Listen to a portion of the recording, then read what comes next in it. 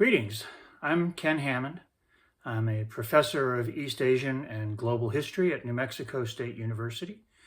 I'm a member of the Party for Socialism and Liberation and an activist with the organization Pivot to Peace, working to defuse the tensions between the United States and China and create a world where we're not pivoting to Asia with American military assets, but working together for a more peaceful and prosperous world. I'm very happy to be here today as we are celebrating the 75th anniversary of the establishment of the People's Republic of China.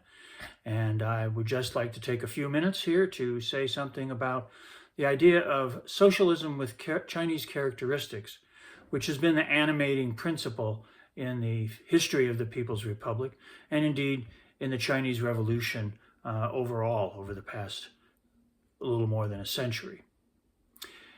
When we think about socialism with Chinese characteristics, what we're really considering is a practical application of the ideals, the principles, the analytical methodologies of dialectical materialism, looking at the actually existing conditions in China and adapting the theoretical prospects or the theoretical propositions of Marxism, Leninism to the realities that are on the ground in China.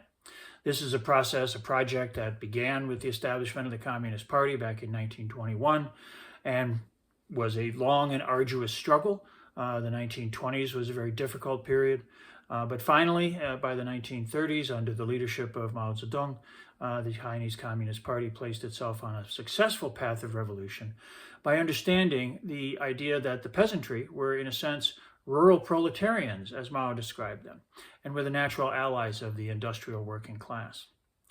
That methodology, that principle, that tactical approach led to the success of the revolution in 1949, and China embarked upon its course of development since then. And these past 75 years have seen this idea of applying dialectical materialism, applying Marxism, Leninism to the real conditions of China, take us down a long and complicated path with lots of ups and downs, lots of victories, lots of failures, lots of successes, lots of defeats.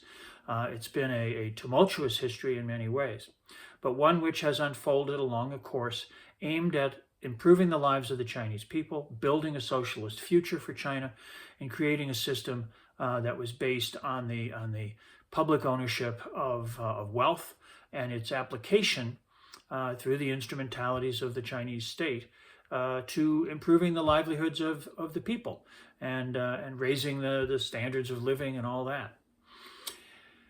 From 1949 to 1976, this was a very difficult process, a process where tremendous growth was made and housing conditions, healthcare, educational opportunities, all kinds of things were improved and enhanced. But there was a lot of conflict within the party, within society, over what the best path forward was. And this was a period, of course, where culminating with the great proletarian cultural revolution, where different groupings within the party, different interpretations of how best to build socialism came into conflict with one another. That period comes to an end after the death of Mao Zedong in 1976. And since 1978-79, China has been embarked upon a path of reform and opening to the outside. That path has itself had different phases, different periods of time. There was a long period, what we might call accommodation with the West. The idea of reform and opening was that China wanted to develop its economy rapidly, to expand and enhance its productive capabilities. And in order to do that, they needed access to capital, to technology, to other kinds of knowledge and experience from the outside, from the capitalist world. And this necessitated, for a period of time, the 80s, the 90s, even into the beginning of the present century, where China accommodated itself to the global capitalist system. It went along to get the things that it needed for its own development.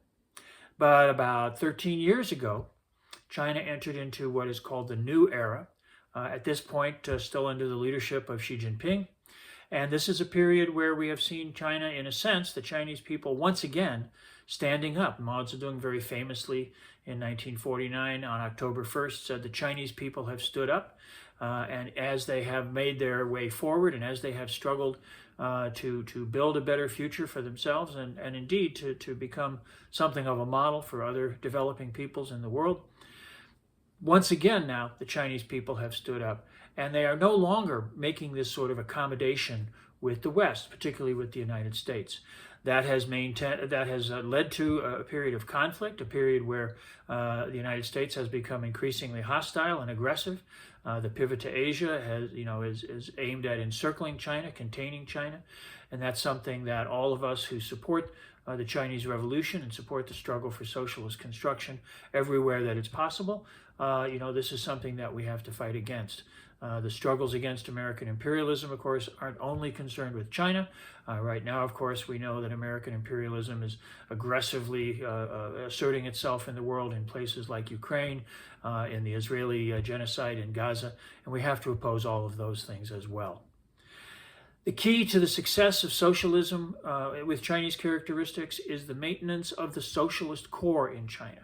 The new era where China is today, this era of reform and opening and the ending of the accommodation with capitalism, with Western capitalism, this is unprecedented territory. China is charting a new path every single day, and it's one in which that struggle, that effort to build a socialist future, we need to support it, we need to encourage it, and we need to congratulate the Chinese people on the wonderful things they have accomplished over the last 75 years. So as I say, it's a wonderful thing to be here today and share this moment with you, and I express my solidarity with the people of China and with all of you comrades who are here celebrating it together. Thank you very much.